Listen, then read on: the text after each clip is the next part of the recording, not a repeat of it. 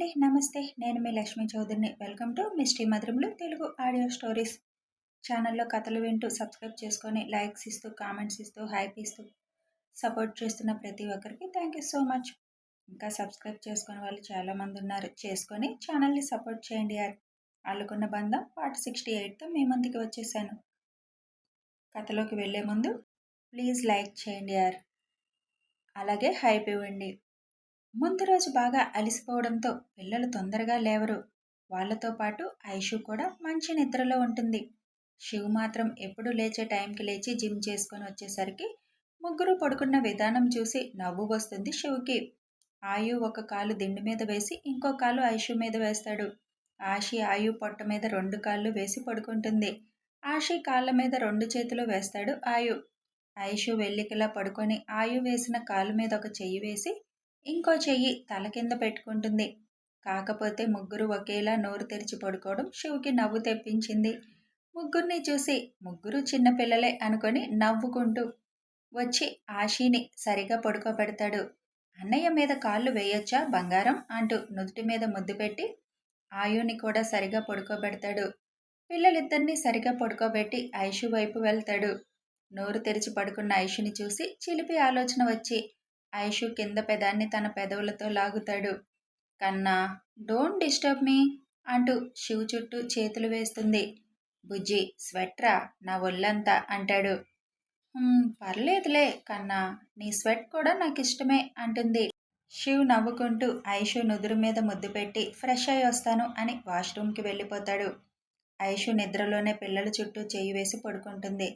Shiv fresh అయి వచ్చేసరికి ముగ్గురు మంచి నిద్రలోనే ఉండడంతో అక్కడే కూర్చొని మైక్కి ఫోన్ చేసి, శరత్ వచ్చాడు అక్కడికి, మన వాళ్ళని ఎప్పటికప్పుడు ఫాలో అవ్వమని చెప్పు అని చెప్పి కాసేపు బిజినెస్ గురించి మాట్లాడుకొని ఫోన్ పెట్టేస్తాడు. పిల్లలిద్దరూ ఎంత చిన్నగా మాట్లాడినా వాళ్ళ నాన్న మాట విని లేస్తారు. వాళ్ళని చూసి గుడ్ మార్నింగ్ అంటాడు శివ్. వాళ్ళు కూడా దుడ్ మార్ అంటూ చెబుతారు. నా బంగారాలు గుడ్ మార్నింగ్ కూడా చెప్పడం మొదలు పెట్టారు అని ఇద్దరికి ముద్దు పెడతాడు. ఇద్దరు నానా, అమ్మ లేవలే అని చేతులు ఊపుతారు. లేపండి అమ్మని. ఆ మాట అనడం ఆలస్యం. ఇద్దరు వెళ్ళి ఐషు మీద పడతారు. హా, ఆయు, ఆషి అంటూ కళ్ళు తెరుస్తుంది ఐషు. మా లే అంటూ ఇద్దరు గోల చేస్తారు. మీరు లేస్తే ఇంక నేను పడుకోకూడదు కదా అని చిరుకోపంగా అడుగుతుంది. అవును అని తల నిలువుగా ఊపుతారు. మిమ్మల్ని అసలు భయం లేకుండా పోతుంది అని ఐషు లేచేసరికి ఇద్దరు శివ్ దగ్గరికి వెళ్ళి శివ్ వల్లో సెటిల్ అవుతారు. మీ నాన్నని చూసుకొని మీకు బాగా ఎక్కువైంది అంటూ ఇద్దరికి చిన్నగా ఒకటి వేసి, కన్నా, వీళ్ళకి ఇవాళ అత్తయ్య కింద నలుగు పెట్టి చేపిస్తాను అన్నారు, తీసుకువెళ్ళు, నేను ఫ్రెష్ అయి వస్తాను అంటుంది. వాళ్ళని ఇచ్చేసి వస్తాను, నీకు నేను చేయిస్తాను బుజ్జి అని ఐవింగ్ చేస్తాడు. ఏం అవసరం లేదు అని వాష్రూమ్కి వెళ్తుంది. శివ్ నవ్వుకుంటూ అదండి, మీకు నాని స్నానం చేయిస్తుందంట అని కిందకి తీసుకువెళ్తాడు. కిందకి వీళ్ళు వెళ్ళేసరికి అన్నీ రెడీ చేసి ఉంచుతారు విజయ. వీళ్ళు రావడం చూసి నేనే వద్దాం అనుకుంటున్నానన్న, నలుగు పెట్టాలి కదా అని పిల్లల్ని తీసుకుంటారు. పిల్లలు ఈ 2 రోజుల్లో బాగానే అందరికీ అలవాటు అయిపోవడంతో వాళ్ళ నాని నలుగు పెట్టి చేయిస్తుంటే బుద్ధిగా చేయించుకుంటారు. శుభ్రంగా స్నానం చేయించి ఇద్దరికి సాంబ్రాణి వేస్తారు ముగ్గురు నానీలు. ఈలోపు ఐషు ఫ్రెష్ అయి వాళ్ళ బట్టలు తీసుకురావడంతో నీట్గా రెడీ అయిపోతారు ఇద్దరు. తాతయ్య దగ్గర సెట్ అయి ఆయనకి కబుర్లు చెబుతూ విజయ గారు పెట్టే టిఫిన్ తినేస్తారు.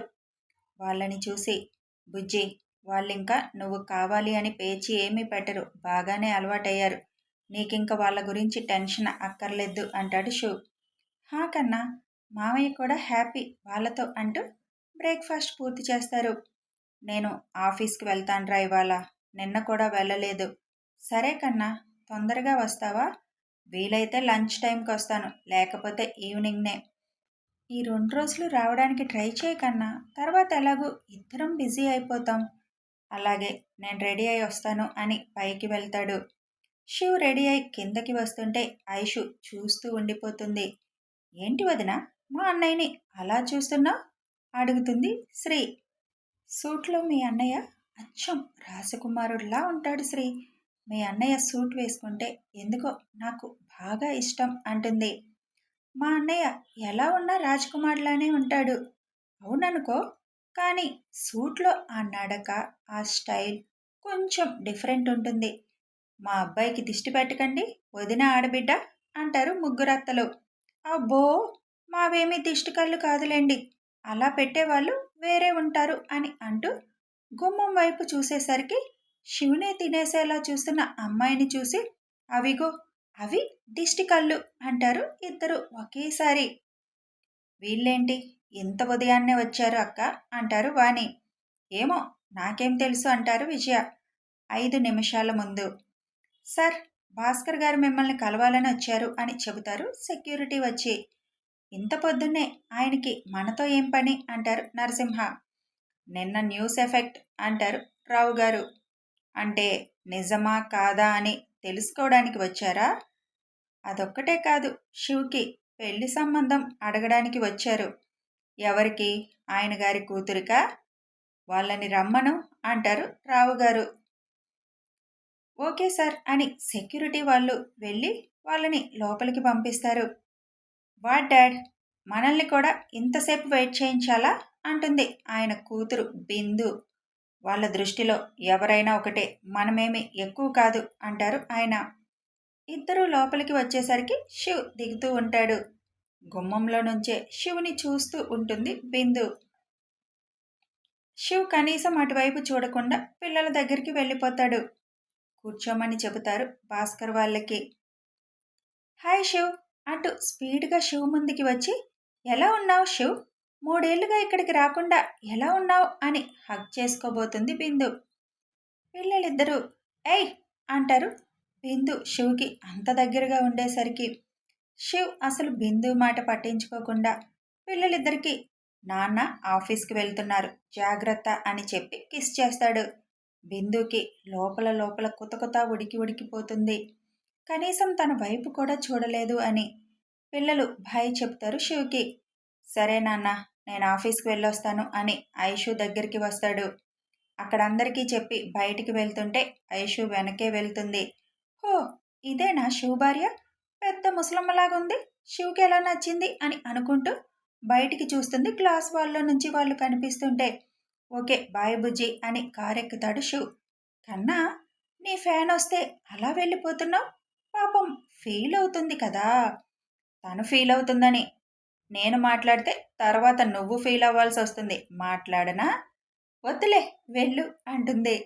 శివ్ నవ్వుకుంటూ కార్ స్టార్ట్ చేసి వెళ్ళిపోతాడు. ఐషు లోపలికి వచ్చేసరికి బిందు కోపంగా ఐషుని చూస్తూ ఉంటుంది. అది చూడు, వదిన్ని ఎలా చూస్తుందో అంటుంది శ్రీ. ఇప్పుడు చెప్పు, ఎవరు వీళ్ళు అంటుంది ఐషు. బిజినెస్ సర్కిల్లో వాళ్ళే ఐషు. ఆయనకి ఆయన కూతురికి మన శివ్ మీద కన్ను.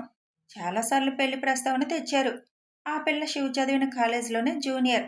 అప్పట్నుంచి శివుని పడేయాలని చూస్తుంది. మా ఆయన్ని పడేయడం ఎవరి తరం కాదులే. వదిన, నీకు భయం వేయదా అన్నయ్యకి ఎలా ఫాలోయింగ్ ఉంటే? ఎందుకు భయం శ్రీ?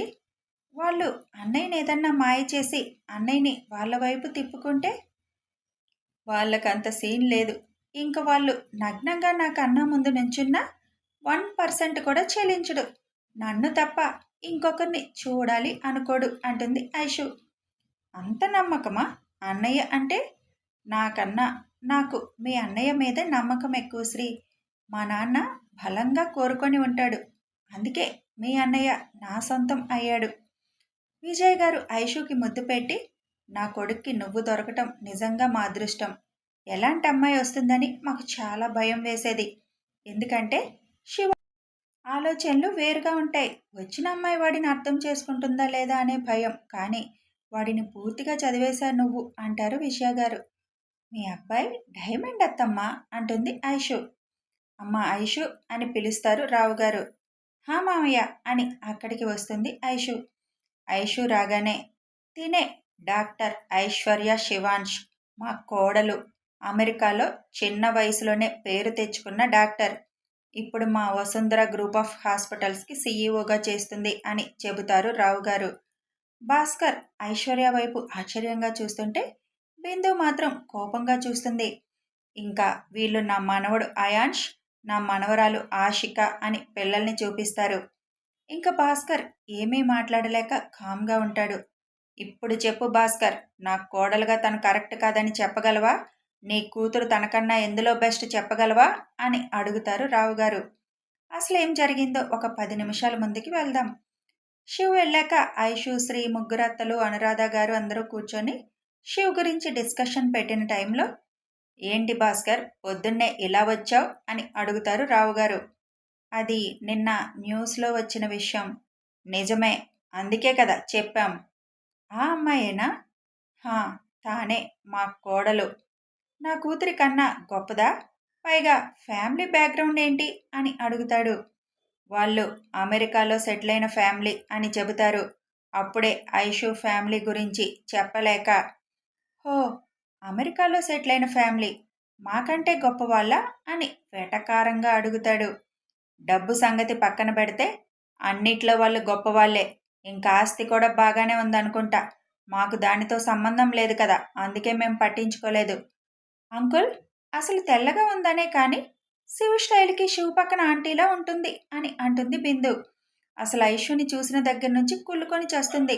ఐషు అందం చూసి ఏదో ఒకటి అనాలి అని అనడం తప్పితే తనకి అర్థమైంది ఐషు పక్కన తను ఎందుకు సరిపోనని. మా శివుకి ఆడపిల్ల ఆడపిల్లలాగా ఉంటేనే ఇష్టమమ్మా. అందుకే తను శివుకి నచ్చినట్టు ఉంటుంది. అమెరికాలో పెరిగిన పిల్లల పద్ధతిగా ఉండడం అంటే గ్రేట్ కదా అంటారు రావుగారు. ఏం చదువుకుందేంటి మీ కోడలు అని అడుగుతుంది. అప్పుడే ఐషుని పిలుస్తారు. ప్రస్తుతం ఏమ్మా బిందు, 20 ఏళ్లకే డాక్టర్ అయ్యింది.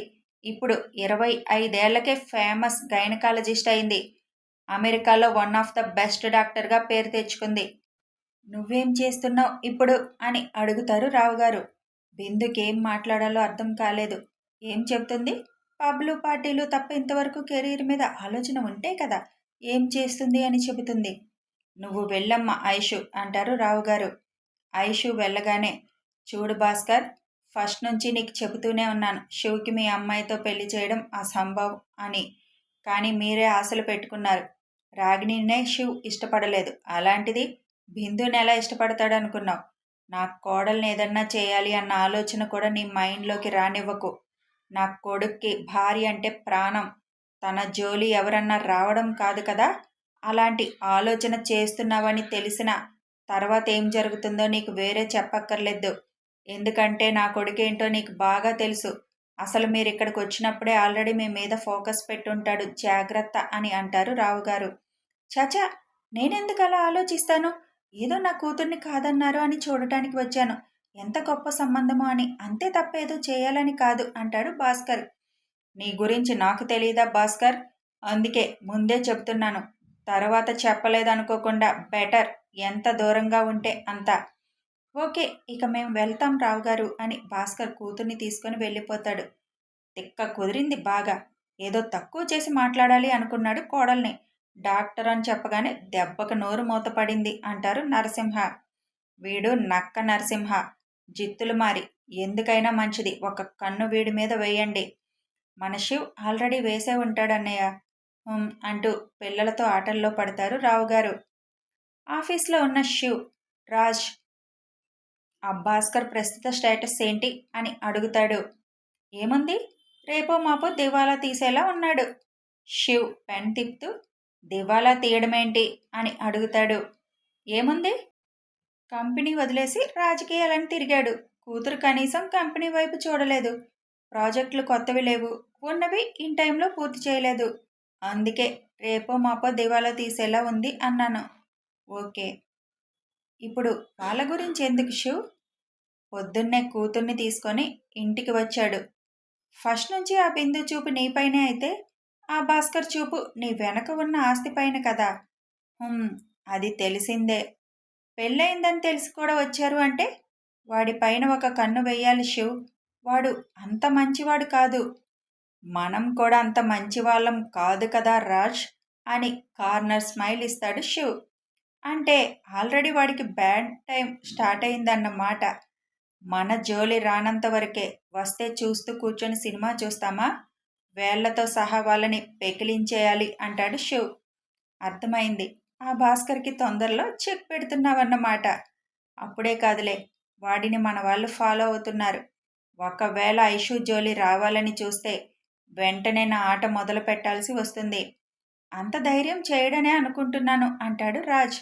చూద్దాం. మా చెల్లి ధైర్యవంతురాలే కదా. తను శివంగినే. కానీ ఇండియన్ పాలిటిక్స్ ఇంకా పూర్తిగా తెలీదు. ఇప్పుడిప్పుడే తెలుసుకుంటుంది. నువ్వున్నావుగా చూసుకోవడానికి. తనకింకా అవన్నీ తెలుసుకోవాల్సిన అవసరం ఏముందిలే. అయినా తన గతం తెలిస్తే చాలా వరకు ఇక్కడ పాలిటిక్స్ తెలిసిపోతుంది. అది తెలిస్తే తను ఎలా రియాక్ట్ అవుతుందో అని కొంచెం ఆలోచించాల్సి వస్తుంది. తప్పదు కదా శివ్. అవసరం లేకపోతే అసలు చెప్పవలసిన అవసరమే లేదు. కానీ ఇప్పుడు తనతోనే ముడిపడి ఉంది కాబట్టి చెప్పాల్సిందే. అన్వి ఎంగేజ్మెంట్ అయ్యాక ఒకరోజు చెప్పాలి. మొత్తం తెలిసిన అతను ప్రజెంట్ మామయ్య వాళ్ళ చారిటీలోనే ఉన్నాడు. అతన్ని పిలిపిస్తే కానీ మొత్తం తెలియదు అసలు అప్పుడు ఏం జరిగిందో అనేది. ముందు నిజం చెప్తే తను కూడా అప్పటికి ప్రిపేర్గా ఉంటుంది అంటాడు రాజ్. అయినా ఆఫీస్కి ఇప్పుడు ఎందుకు వచ్చావు శివ్? పెద్ద వర్క్స్ ఏమీ లేవు. ఒక్కసారే చెల్లి ప్రాబ్లం సాల్వ్ చేసి అప్పుడు రా ఆఫీస్కి. ఎలాగూ కొత్త ప్రాజెక్ట్స్ అన్నీ ఒక నెల తర్వాతే కదా మొదలు పెట్టమని చెప్పావు. నేను వచ్చింది వారంలో ఛాంబర్ ఎలక్షన్స్ ఉన్నాయి కదా, ఆ ప్రోగ్రెస్ తెలుసుకుందామని. అదా? ఒక నలుగురు ఐదుగురు తప్ప అందరూ అంకుల్కే సపోర్ట్. ప్రాబ్లం లేదు. ఆ నలుగురు ఐదుగురు ఆ శరత్ చెంచాలా? వాళ్ళే. ఇంకేమీ ప్రాబ్లం లేదుగా? ఇంకేమీ లేదు శివ్. ఇప్పుడు ఆ శరత్ గాడిని కూడా అమెరికా పంపించేశావుగా. అయినా అన్నీ చేసేసి ఇప్పుడు నన్ను అడుగుతున్నావు అంటే నన్ను టెస్ట్ చేస్తున్నావా? నిన్ను టెస్ట్ చేసేవాడినైతే నేను లేనప్పుడు అన్ని బాధ్యతలు నీకెందుకు చెప్తాన్రా? అప్పుడే డోర్ నాక్ అవుతుంది. కమిన్ అంటాడు శివ్. కిరణ్ లోపలికి వస్తాడు. ఏంటి డాక్టర్ గారు ఇటు వచ్చారు అని అడుగుతాడు రాజ్. ఏ రాకూడదా? అలా అని కాదురా. నేనే మన ముగ్గురం కలిసి ఒకరోజు పార్టీ చేసుకోవాలి అని అనుకున్నాను. చాలా ఏళ్ల తర్వాత కలిసాం కదా. ఏం పార్టీరా? మందు తాగే వాళ్ళు ఎవరూ లేరుగా ఇక్కడ అని కిరణ్ నవ్వుతూ అంటాడు. అబ్బా, పార్టీ అంటే అదేనా? ఏదో సరదాగా ఒక దగ్గర కలవడం. సుజన కూడా గోల్ చేస్తుంది ఐషు వాళ్ళని పరిచయం చేయమని అంటాడు రాజ్. పాపం తను అసలు కలవలేదు కదా. ఇప్పుడు వద్దామంటే మాకు మైల్ ఏదో అని నాన్న ఆపేశారు. సరేలే, అన్వి ఎంగేజ్మెంట్ రోజు అందరం అక్కడే కలుద్దాం అంటాడు శివ్. మాకు కూడా రేపటితో అయిపోతుందంట్లే. శివ్, మీ చెల్లికి జాబ్ చేయాలని ఉందంట. జాబ్ చేస్తాను అంటుంది. నిన్ను అడుగుదామని వచ్చాను. ఫోన్ చేస్తే ఆఫీస్కి వెళ్తున్నాను అన్నావుగా, అందుకే ఇక్కడికి వచ్చాను అంటాడు కిరణ్. ఇప్పుడు అంత అర్జెంటుగా తనకి ఆ ఆలోచన ఎందుకు వచ్చింది? ఐషుని చూసి తను ఇంట్లో ఉంటున్నాను అని ఫీలింగ్ వచ్చినట్టుంది. నిన్న అడిగింది. సరే, తను చదివిన దానికి అకౌంట్ సెక్షన్ చూసుకుంటుంది. తనకి ఎప్పుడు రావాలనిపిస్తే అప్పుడు రమ్మను అంటాడు శివ్. ఓకేరా, నేను చెప్తే రేపే వస్తానంటుంది. అంత తొందరగా ఉంది తనకి. అదేమంటే అంత చదువుకొని ఇంట్లోనే ఉండనా అని అడుగుతుంది. ఏం చదివింది శ్రావణి అని అడుగుతాడు రాజ్. సిఏ. వాట్? సిఏ చదివిందా? ఒకసారి నేను చూశాను. తను ల్యాపీలో ఒక ప్రాబ్లం సాల్వ్ చేస్తుంటే. మంచి టాలెంట్ ఉంది. అందుకే కదా అకౌంట్ సెక్షన్లో అన్నాను. ఎలాగూ సుబ్రహ్మణ్యం గారు రిటైర్ అవుతున్నారు కదా, మన వాళ్ళుంటే బాగుంటుంది అంటాడు శివ్. శ్రావణి అయితే ఇంకే హ్యాపీ. తొందరగా వచ్చేయమను. సుబ్రహ్మణ్యం గారు ఒక వారం ట్రైనింగ్ ఇస్తారు అంటాడు రాజ్. అలాగే చెబుతాను. తను ఎప్పటి నుంచి వస్తుందో. నెక్స్ట్ మండే నుంచి రమ్మన్ కిరణ్. సరే శివ్. ముగ్గురు ఒకే దగ్గర చాలా రోజుల తర్వాత కలవడంతో మధ్యాహ్నం వరకు కబుర్లలో పడతారు. తర్వాత లంచ్ టైంకి ఇంటి బాట పడతారు ముగ్గురు. శివ్ ఇంటికి వచ్చేసరికి పిల్లలు ఎదురు వస్తారు వాళ్ళ నాన్నకు. ఫ్రెష్ అయ్యి వస్తాను అని చెప్పి పైకి వెళ్ళిపోతాడు. శివ్ ఫ్రెష్ అయ్యి వచ్చేసరికి ఇద్దరికి ఫుడ్ పెట్టడానికి రెడీ అవుతారు విజయ గారు. నానా దా అంటూ వాళ్ళ పక్కకి రమ్మని పిలుస్తారు ఇద్దరు. శివ్ వెళ్ళి వాళ్ళ పక్కన కూర్చొని, ఆషి, కొంచెం తలనొప్పిగా ఉంది, హెడ్ మసాజ్ చేయమ్మా అని అడుగుతాడు. ఆ మాట అనడం ఆలస్యం. నానా దా వజ్జో అంటూ కాళ్ళు చాపుతుంది. శివ్ తలపెట్టి పడుకోగానే ఇద్దరు వాళ్ళ చిట్టి చేతులతో శివ్ తల మసాజ్ చేస్తుంటారు వాళ్ళకి వచ్చినట్టుగా. అందరూ అది చూసి వామ్మో! నాన్నంటే అసలు దేనికైనా రెడీ అన్నట్టున్నారుగా ఇద్దరు అని ఆశ్చర్యంగా అడుగుతారు. తగ్గిపోయింది కన్నాలు. మీరు ఆమ్ తినండి అని వాళ్ళ చిట్టి చేతుల మీద ముద్దు పెట్టుకుంటాడు. అప్పుడే రాగిణి ఇంట్లోకి ఎంటర్ అవుతుంది. ఐషు వాళ్ళు వచ్చాక ఇంతవరకు రాగిణి ఇక్కడికి రాలేదు. ఇప్పుడు వాళ్ళమ్మ పడ్డాను అని ఫోన్ చేసింది. అందుకే ఇప్పుడొచ్చింది.